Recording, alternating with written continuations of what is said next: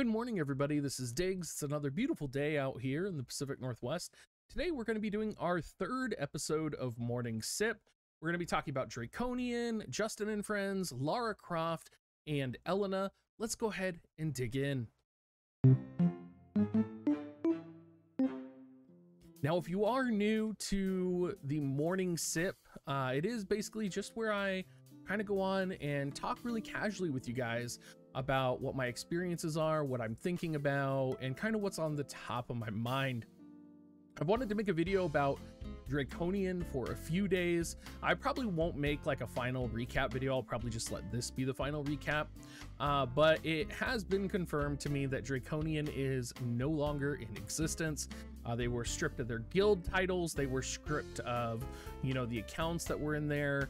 The owner of Draconian, of course, continuing the drama that he is known for, went ahead and posted on Reddit and, blew up and all of that.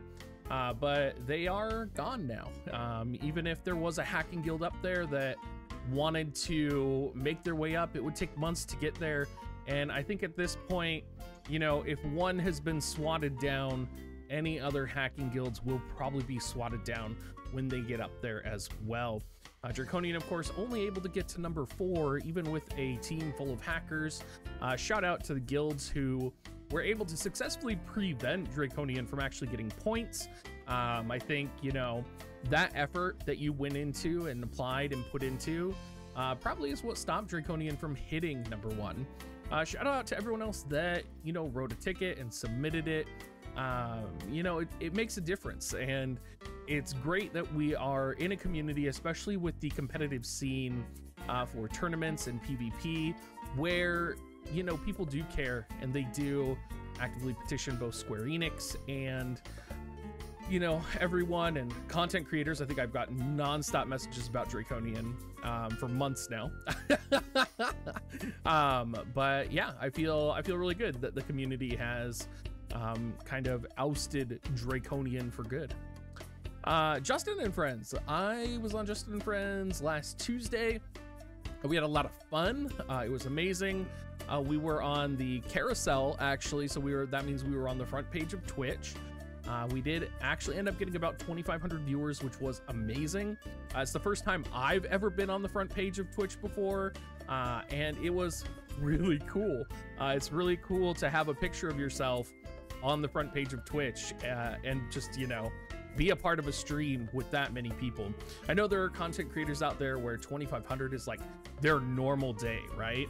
And if you think about it, with the amount of views that I get on my YouTube videos, 2,500 really isn't that much. But when you're doing a live production and you have that many people that are there watching you, people who might have never seen you before, it's intense and nerve-wracking. And I'm not gonna lie, I tried really hard to be family friendly, and I found out that I will never have a Coca-Cola sponsorship because in the middle of the stream, I was trying to talk about a Coke box that I had, and I might have said cock.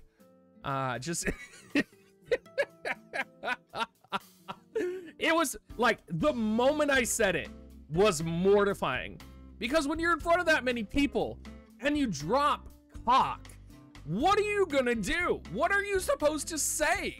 How do you salvage that, right? And then I had to finish explaining the Coke metaphor because I was talking about a Coke box, and I had to keep saying Coke box over and over again without saying cock. And then at the end of it, I said I should have sent pictures to Justin of the Coke box, not of the cock, but I realized how that came across towards the end, and it just completely went above my head when I said that. So that was a pretty embarrassing moment for me, while also being one of my most exciting moments in my life. But yeah, it was surreal. It was amazing. I saw a lot of people that I knew there. Lots of people were showing up. A lot of people had questions for me about the stream. So like, a lot of people approached me and they were like, Diggs, can you talk about Draconian with Justin or on the Justin stream? Diggs, can you talk about the Amazon rewards, right? Where the Amazon rewards really, like, it's probably just an error. I don't know for sure, but I'm guessing it is.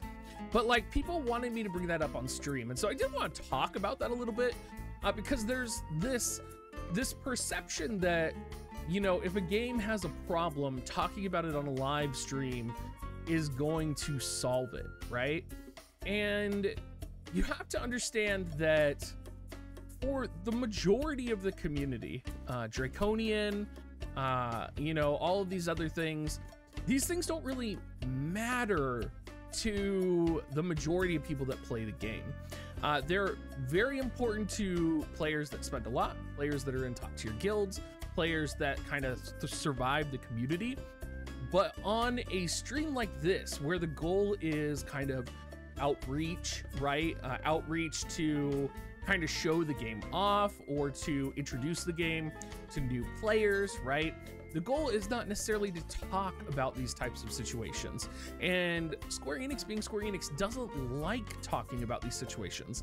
So you go into these streams, it's not like I just show up and, well, I mean, I do kind of just show up, but it's not like I show up and they're like, hey, Diggs, like, you know, we're going live, here we go. Like, there is a whole process of, you know, for a whole month, this has been planned, you know, running through different offices in Square Enix. You know, Amazon is a part of this too, so it goes through Amazon's productions. You're given a script and you kind of just work within the confines of the script. And it's a pretty loose-based script, but it does have, like, you know, this is what we're going to do for 5 minutes. This is what we're going to talk about. This is what we'll transition into.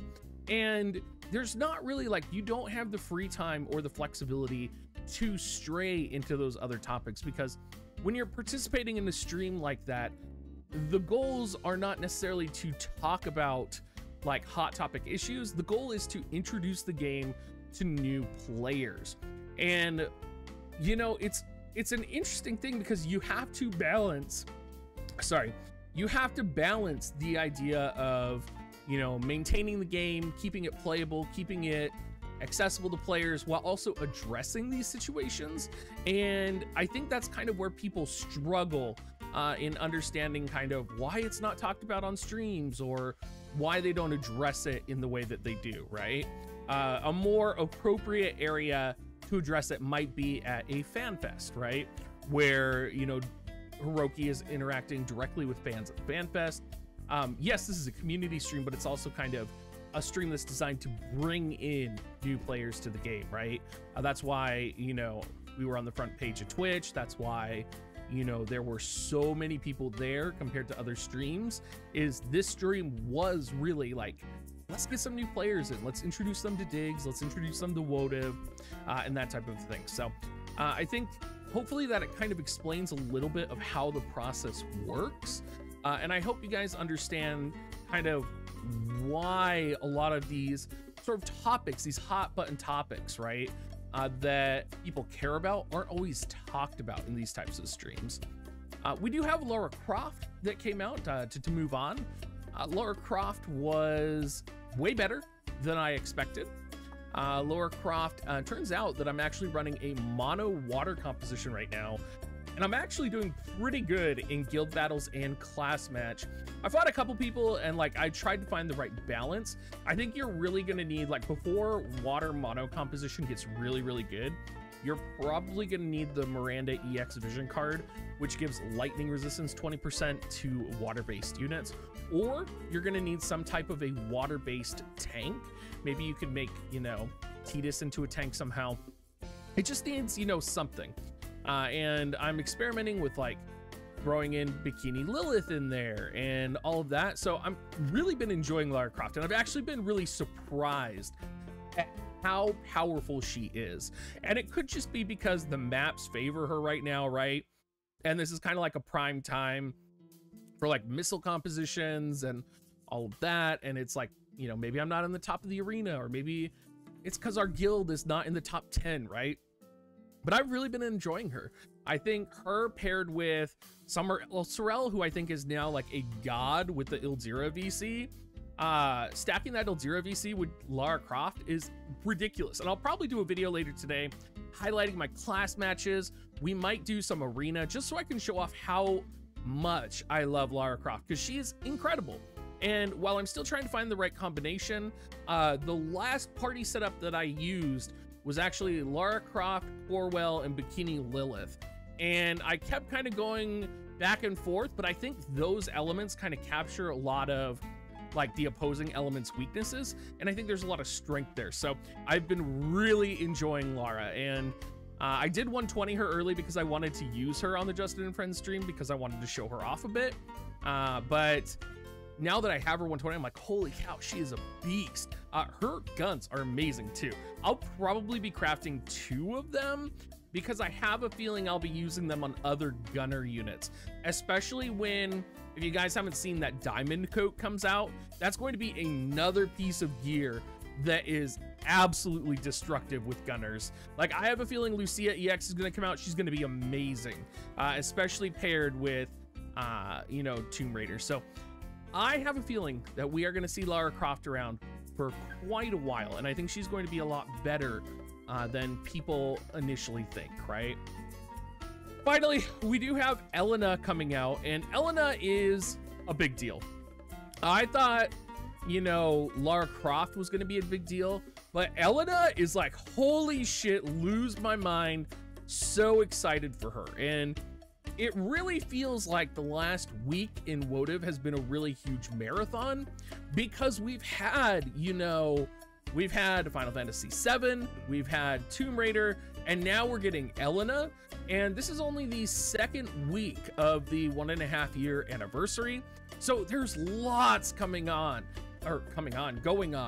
And there's also the fact that we're also going to have Tower coming out probably next week or the week after.